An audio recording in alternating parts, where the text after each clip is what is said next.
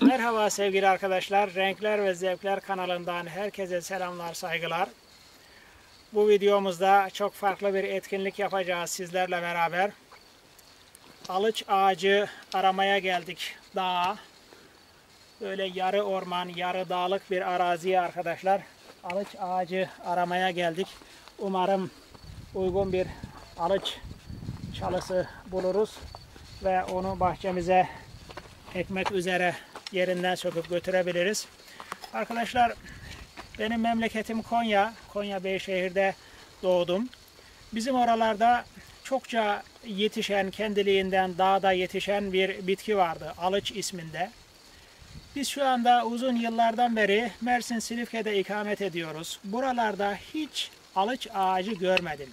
Ne fidancılar satıyor, ne herhangi bir kişinin bahçesinde hiçbir şekilde görmedim. Çok sevdiğim, çok böyle hem lezzetiyle, tadıyla, aromasıyla çok beğendiğim bir bitkiydi.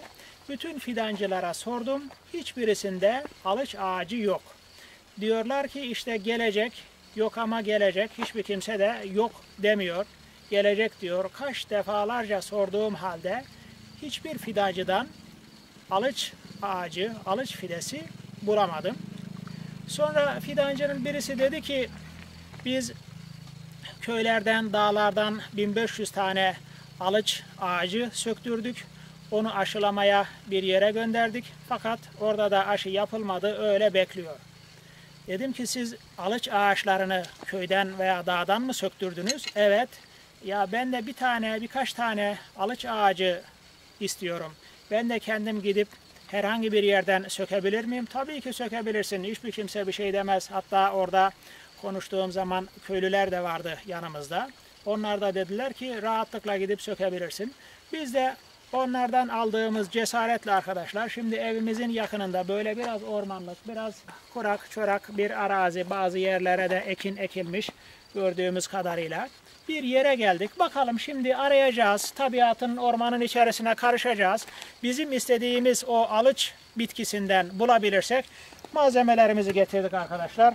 Kazmamızı, testeremizi, bağ makasımızı vesaire her türlü ihtiyaç duyabileceğimiz eldivenlerimizi getirdik. Şimdi arkadaşlar tabiata, araziye alıç bitkisini aramaya çıkıyoruz. Şimdi alıç bitkisi bazı yörelerde arkadaşlar eşki muşmula, yemişen ve barut ağacı şeklinde isimlendirilmekte. Biz de alıç olarak biliyoruz. Hadi bakalım şimdi gidiyoruz ve alıç aramaya başlıyoruz.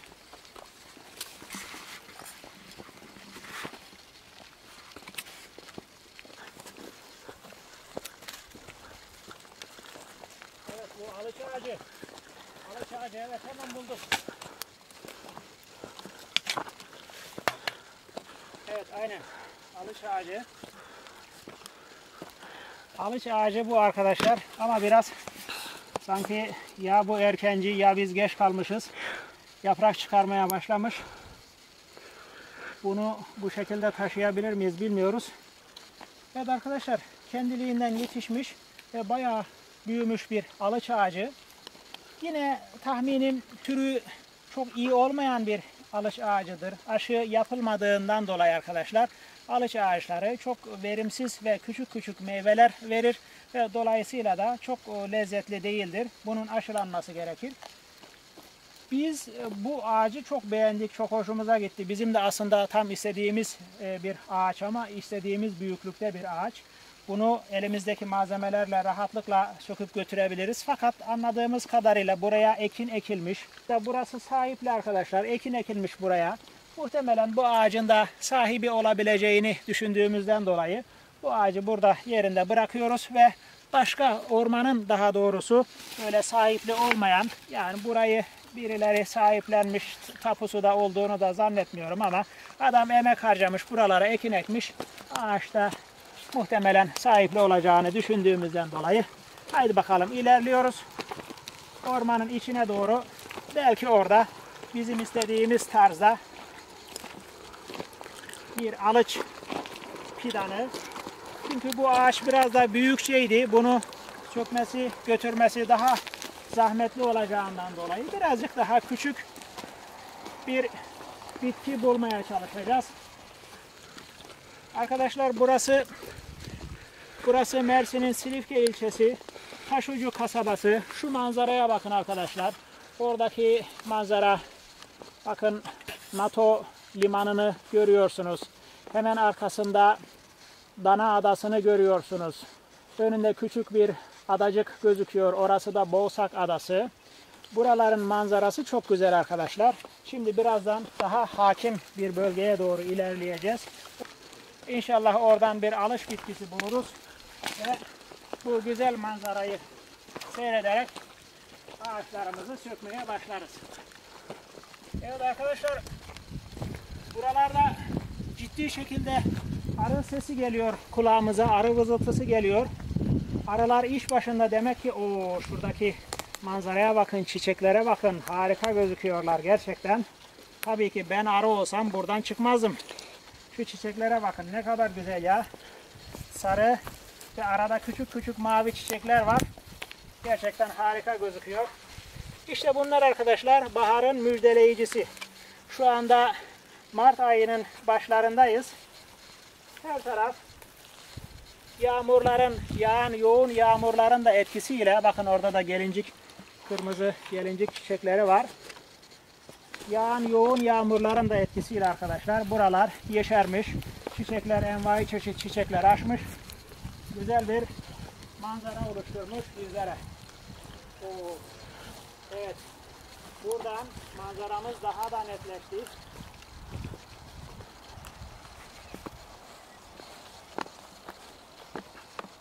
Bakın arkadaşlar. Orası da bizim çok güzel deniz manzaramız. Burası Taşucu'nun en yüksek, en tepe, en hakim noktası arkadaşlar. Biz şimdi ormanın içerisine alıç bitkisi aramaya başlıyoruz.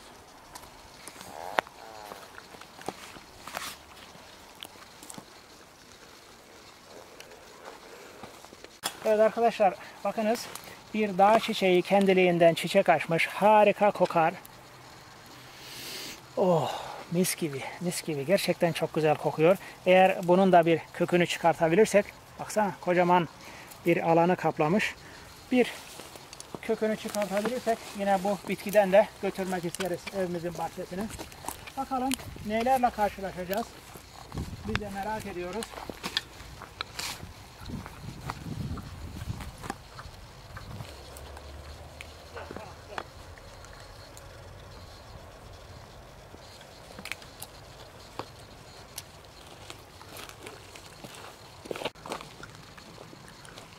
Bakın arkadaşlar, yine bir keçi boynuzu ağacı. Aşısız, kendiliğinden çıkmış bir keçi boynuzu. Şunlar arkadaşlar palamut çalıları. Eğer bu çalılar budanır, tek bir ağaca, tek bir köke verilirse büyük, kocaman bir ağaç haline gelebiliyor. Palamut ve yine keçi boynuzu. Bakın şu arkadaşlar zeytin çalısı. Kendiliğinden yetişmiş bunların hepsi. Yine burada çam ağaçlarını görüyorsunuz. Yine bakın zeytin ağacı.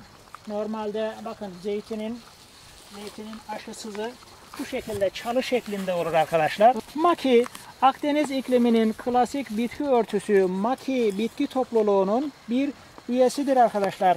Zeytin çalısı. Bakın şuralar hep zeytin çalısı ama bir tanesi zamanında herhalde buraya gelen çobanlar olsa gerek budamış ve bir tane kökü büyütmüşler. Bakın arkadaşlar, büyüdüğü zaman kendiliğinden de olsa meyve verecek bir hale gelebiliyor zeytin çalısı.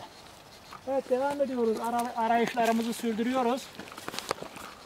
Bakalım neylerle karşılaşacağız. Bu arada buraya ilk defa gelmiştik arkadaşlar. Gerçekten biz 10 yıldan beri Taşucu'nda yaşarız. Ama bu manzaranın tadına ilk defa bakıyoruz. İlk defa şahit oluyoruz. Gerçekten buradan Taşucu muhteşem gözüküyormuş. Bakın Bakın arkadaşlar, yine asırlık bir zeytin ağacı kendiliğinden çıkmış ve şuraya bakacak olursak yavaş yavaş artık çiçek açma hazırlıkları başlamış. Bunlar zeytinin tomurcuklarıdır arkadaşlar. Yakın bir zamanda demek ki ağaç çiçek açacak. Evet. Evet arkadaşlar. Burada bir alıç bitkisi gördük. Bakın bu alıçtır. Ne kadar, bunları biraz toparlayalım. Rahatlıkla herhalde çıkartabiliriz. Bakın şu da alıç, bu da alıç. Burada da var. Bakınız o da alıç. Tamam, biz birkaç tane buradan alalım. Başka yere aramaya gerek yok. Yeri tespit ettik, yeri bulduk arkadaşlar. Çok güzel. Tamam, bunları hemen biz inşallah işleme başlayalım. Evet arkadaşlar, hazırlığımızı yapıyoruz. Hırkamızı çıkaralım. Eldivenlerimizi giyelim güzelce. Kendi önlemimizi alalım. Ondan sonra hızlı bir şekilde işleme başlayalım. Alıç ağacını çok seviyoruz arkadaşlar. Ama çok az bulunan bir bitki. Aslında kendiliğinden doğada yetişen bir bitki. Özellikle dağların denize bakan yamaçlarında arkadaşlar kendiliğinden çokça çıkabilen, yetişebilen bir bitki, alıç bitkisi.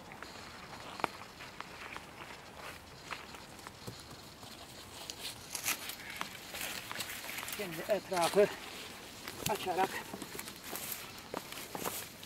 bakın burada 2 tane kök var muhtemelen. Şöyle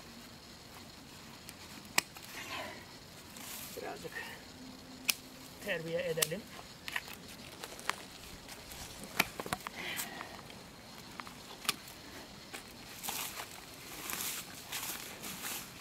Arkadaşlar, şimdi Akdeniz yazları çok kurak geçen bir iklime sahip. Şimdi baharda olduğumuzdan dolayı buralar yeşil, ama ilerleyen aylarda sıcaklığın şiddeti artacak, hem de yağmur yağmayacağından dolayı buralar tamamen kurak bir hale gelecek. Dolayısıyla bu ağaç da susuz kalacağından dolayı, zaten bakınız kim bilir kaç yıllık bir bitkidir, ama susuzluktan dolayı ancak bu kadar büyüyebilmiş.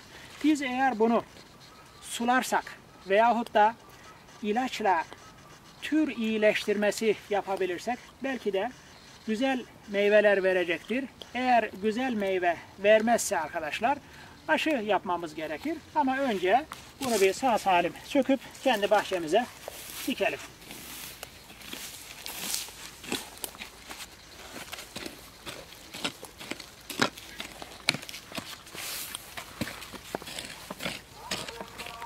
Aziz Allah.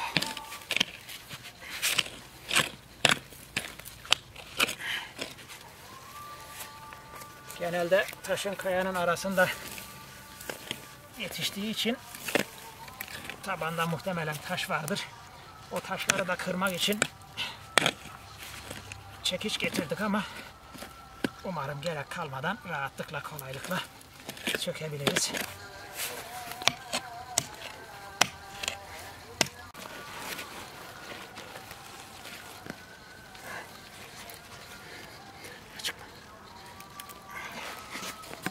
Evet. Arkadaşlar, çabucak alıç bize kendini gösterdi. Sevindirici bir gelişme. Fazla uğraştırmayacak anlaşılan.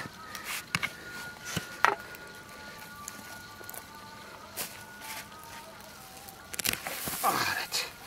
Evet. Bunu hemen arkadaşlar hava almasın diye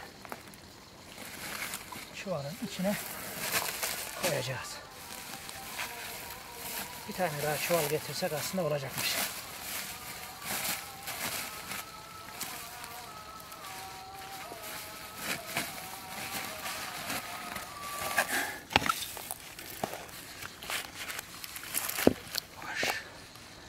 Arkadaşlar, ilginç bir canlıyla karşılaştık. Öldürme. Yok, öldürmeyeceğim de. Bunu bizim tavuklar görmüş olsaydı. Kaçsın gitsin ve yaşasın. Evet, tabii ki. Bu olmasa gerek. ağacı. Taş yerine koyalım. Hayvana zarar vermeyelim.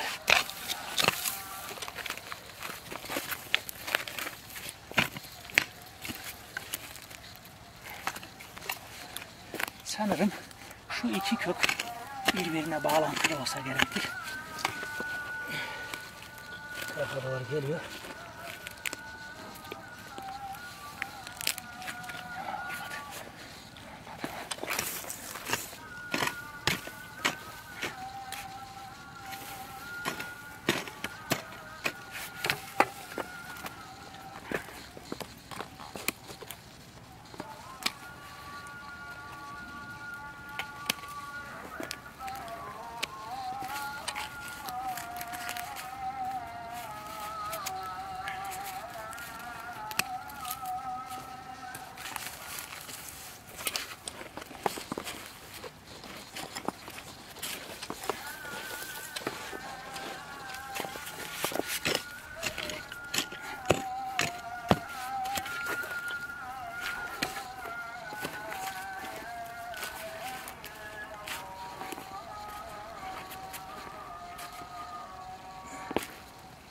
Evet, şu kök kaldı.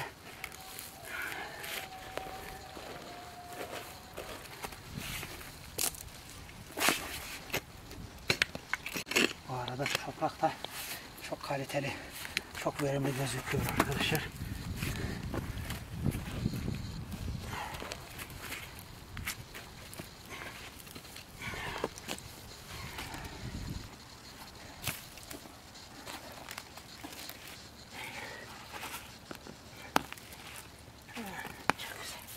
Çok güzel.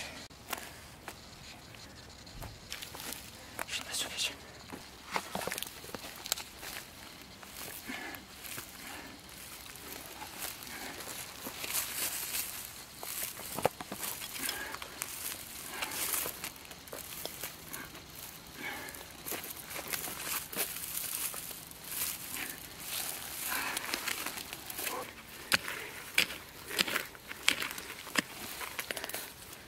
Çok güzel bir koku geliyor. Ormandan nereden koku geliyorsa ama muhteşem kokuyor ya. Harika bir koku var. Muhtemelen bir yerde daha çiçek açmış.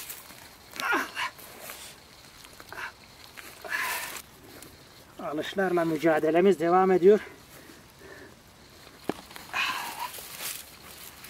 Yapma alışlar. Hadi. Gözünü seveyim. Kurtul da gidelim. Çıkaracağım. Başka yolu yok.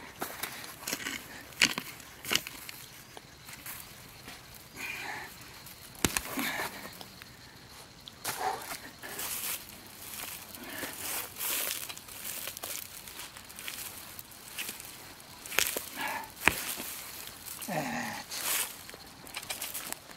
İşlem tamamlandı. İşlem başarıyla tamamlandı. İlk aşama gerçekleşti. Ormandan alışlarımızı söktük. Şimdi bahçemize doğru ilerleme vakti arkadaşlar. Bunların köklerini fazla dışarıda bırakmadan inşallah bahçemize yetiştirelim. Böyle.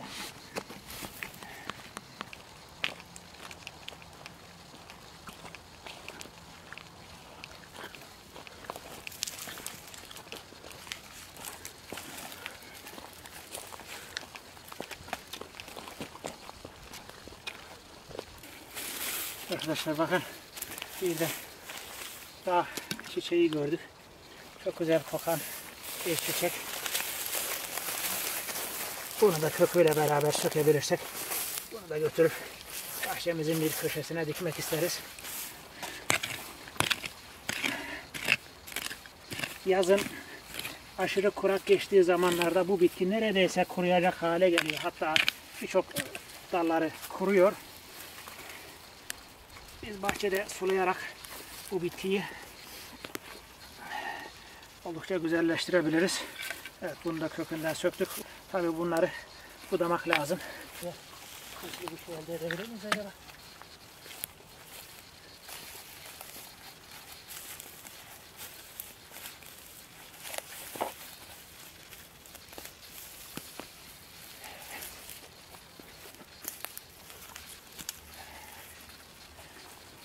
Buralardan da köklendirme yapacağım.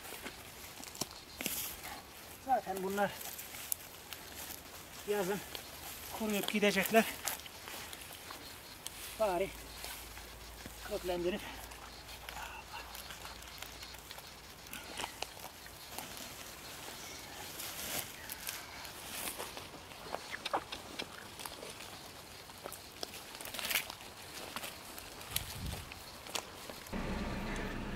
evet arkadaşlar, ormandan alışlarımızı aşırdık ve inşallah şimdi hızlıca evimize, bahçemize doğru ilerliyoruz.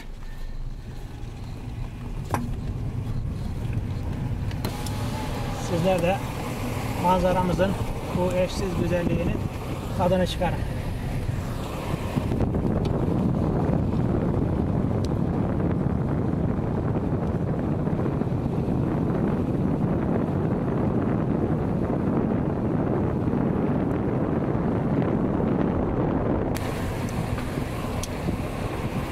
Taşucu arkadaşlar, Kıbrıs'a giden gemilerin kalktığı, hareket ettiği büyük bir liman. Kıbrıs'a 3 yerden gemi kalkıyor Türkiye'den. Bir Mersin limanından, 2 Taşucu limanından ve 3 Anamur limanından gemiler kalkmakta. En fazla Kıbrıs-Türkiye arasındaki ulaşım Taşucu limanı üzerinden sağlanmaktadır arkadaşlar.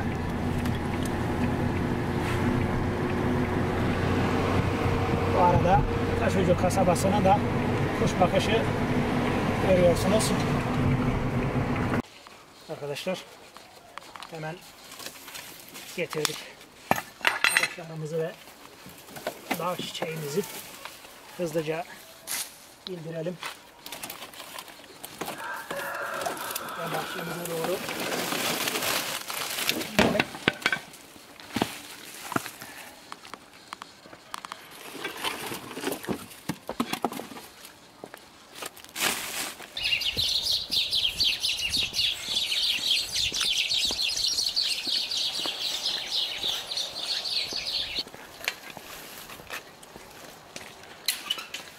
Evet arkadaşlar, alıcımızı dikeceğimiz yere geldik. Burada kurumuş bir erik ağacı görüyorsunuz. Biz daha önce bu erik ağacını kümes yaptığımız yere dikmiştik. Oraya daha sonradan kümes yapmaya karar vermiştik. Kümes yapacağımızdan dolayı yazın tam ortasında bunu taşımıştık buraya. Erik ağacını yapraksızlaştırarak taşımıştık, diğer ağaçlarımızı taşıdığımız gibi. Fakat bunu biraz ihmal ettik. Çok aşırı sıcaklarda taşımıştık ve her gün sulanması gerekiyordu. Sulamayı ihmal ettiğimizden olsa gerek bu ağaç kurudu. Diğer ben belki 10 kadar filan ağaç taşımıştım. Hemen hemen hepsi tutmuştu. Tek tutmayan ağaç buydu arkadaşlar. Şimdi bu erik ağacını, kurumuş erik ağacını sökeceğiz ve ormandan getirdiğimiz alıç çalılarından 1 veya 2 tanesini buraya yerleştireceğiz. Umarım tutar. Hadi bakalım. Bismillah, başlıyoruz çalışmamıza.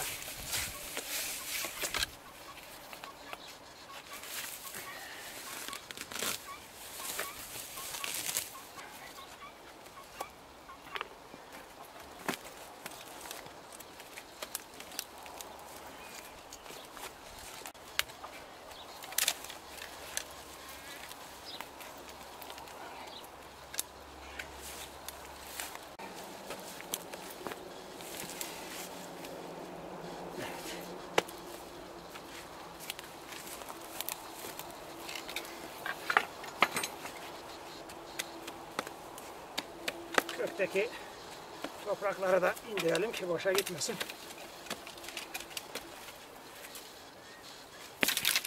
Evet.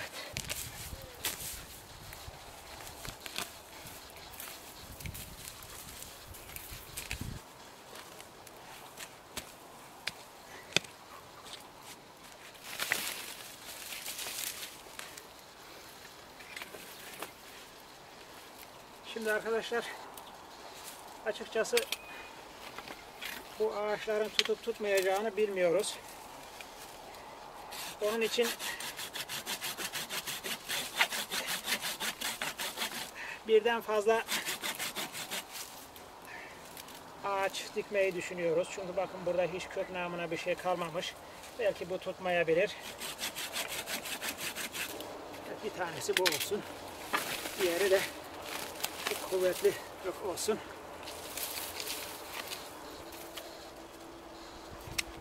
Biraz terbiye edelim. Makasla.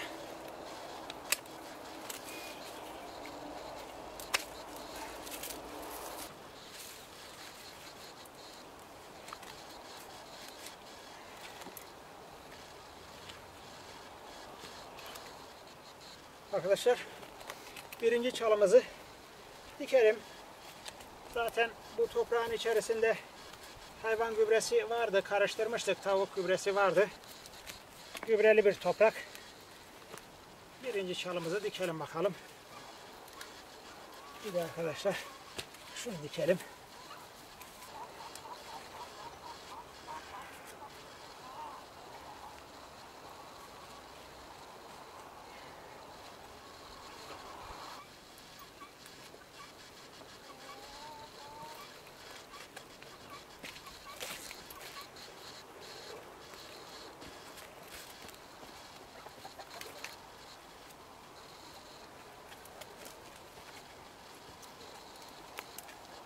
Şimdi de arkadaşlar buraya tekrar bir hayvan gübresi getirip koyacağız. Ve budadığımız yerleri de su tut ile kapatacağız ve can suyu vereceğiz.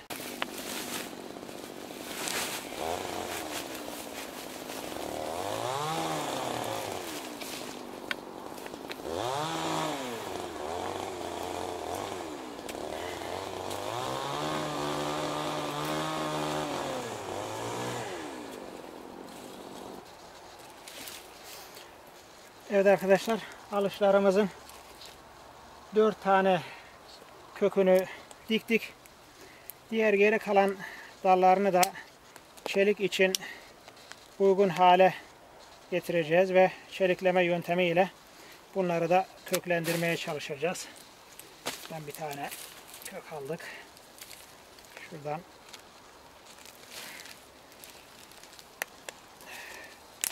bir tane daha kök oluşturduk. Bu şekilde tutmazsa, köklenmezse arkadaşlar, çelikten köklendirme yöntemi ile köklendirici çözeltiler içerisinde akşamdan sabaha kadar bekleteceğiz ve toprağa dikeceğiz. Böyle veya böyle bir şekilde arkadaşlar biz bu alıcı Allah'ın izniyle köklendireceğiz ve bahçemizde bir alıç fidanı olacak inşallah. 5 tane de irili ufaklı çelik elde etmiş olduk. Bunları da inşallah köklendirmeye çalışacağız. Şimdi çeliklerimize köklendirici ile zenginleştirilmiş can suyu vereceğiz. Evet arkadaşlar, son işlemimize geldi sıra.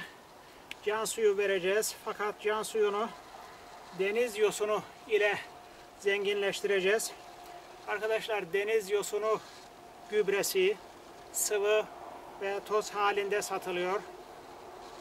Deniz yosunu gübresi arkadaşlar köklenmeyi sağlayıcı, köklenmeyi hızlandırıcı, köklenme konusunda en faydalı ve en iddialı ürün deniz yosunu gübresidir arkadaşlar. Şimdi bir kapak deniz yosunu gübresini can suyunun içerisine döküyoruz. Oldukça koyu ve konsantre bir mamuldür arkadaşlar deniz yosunu gübresi. Evet. Suyun içerisine döküyoruz. Ve gördüğünüz gibi hızlı bir şekilde siyaha boyadı suyu. Bu gübrenin karışmasını sağlıyoruz arkadaşlar. Evet. Haydi bakalım. Bismillah. Umarım faydası olur ve bu alıç ağaçlarımızda tutarak bizim bahçemizin bir üyesi haline gelir. Çok güzel. Biz üzerimize düşeni fazlasıyla yaptık arkadaşlar. Bundan sonrası Allah'a kalmış. Tevekkül edeceğiz, dua edeceğiz ve bu ağaçların tutmasını bekleyeceğiz. Sevgili arkadaşlar, bu da böyle bir video oldu. Ormandan tespit ettiğimiz alıç çalılarını söküp bahçemizdeki uygun yerlere diktik. 2 tane de başka bir yere diktik. 4 tane toplamda dal, 4 tane kök dikmiş olduk. Bunlardan en azından bir tanesinden bir tanesi tutacaktır. Zaten bir tanesi tutsa bile bizim işimizi görür, yeterli. Bekleyip göreceğiz arkadaşlar. Bu alıçlar eğer tuttuğu takdirde bunun olumlu sonuçlarını da yine sizlerle paylaşmaya çalışacağız. Siz de arkadaşlar alıç bitkisi bahçenize dikebilirsiniz. Son derece faydalıdır. Ceviz nasıl beyin dostu ise alıç da arkadaşlar kalp dostudur. Özellikle kalp krizi rahatsızlıklarına karşı çok etkili. Uzun süreli kullanımlarda arkadaşlar, en az 3 hafta olmak kaydı ile uzun süreli kullanımlarda kalp krizi riskini azaltan veyahut da kalple ilgili herhangi bir rahatsızlık, hangi rahatsızlık olursa olsun hepsinde istisnasız faydası olan bir bitkidir alıç bitkisi. Alıç bitkisini genelde marmelat şeklinde yapılır ve o şekilde tüketilir. Siz de istediğiniz gibi bu bitkiyi arkadaşlar çoğaltıp bahçenizde veya uygun yerlerde dikip büyütüp meyvesinden istifade edebilirsiniz. Bu bitkiler arkadaşlar tutarlarsa biz bunları diğer ağaçlarımızla beraber damlama sistemimizi aktif hale getirdiğimiz zaman bu ağaçlarımızı da sürekli sulamış olacağız ve gübrelemiş olacağız. Hem gübre yardımı ile hem ilaç yardımı ile hem de sulama yardımı ile bu ağaçları verimsizliğini yavaş yavaş gidereceğiz ve muhtemelen bu meyve vermeyen çalılar da meyve vermeye başlayacak. Meyve verdiği zaman bir meyvesine bakacağız arkadaşlar. Yenebilecek şekilde ise problem yok. Ama yenemeyecek kadar küçük ve tadı bozuk ise bunlara aşı yapacağız ve aşılı bir şekilde bu ağaçlarımız varlıklarını sürdürecekler. Evet, bir fikir vermesi açısından sizlerle paylaştık arkadaşlar. Çoktandır aklımdaydı bir ormana gidip alıç bitkisi bulup kökünden söküp getirip bahçemize dikmeyi düşünüyordum. Çoktandır aklımda vardı. Bugüne kısmet oldu. Sizlerle paylaşalım istedik. Siz de evinize yakın bir ormanlık alandan çok rahatlıkla alıç bitkisi köküyle beraber söküp getirip bahçenizin herhangi bir yerine dikebilirsiniz. Bu bitkinin sayılamayacak kadar çok nimetlerinden siz de istifade edebilirsiniz. Arkadaşlar bizi dinlediğiniz için teşekkür ederiz. Bizimle beraber bu etkinliklerimize ortak olduğunuz için teşekkür ederiz. Başka bir renkler ve zevkler videosunda görüşmek üzere. Kendinize çok iyi bakın. Allah'a emanet olun. Kanalımıza abone olmayı unutmayın.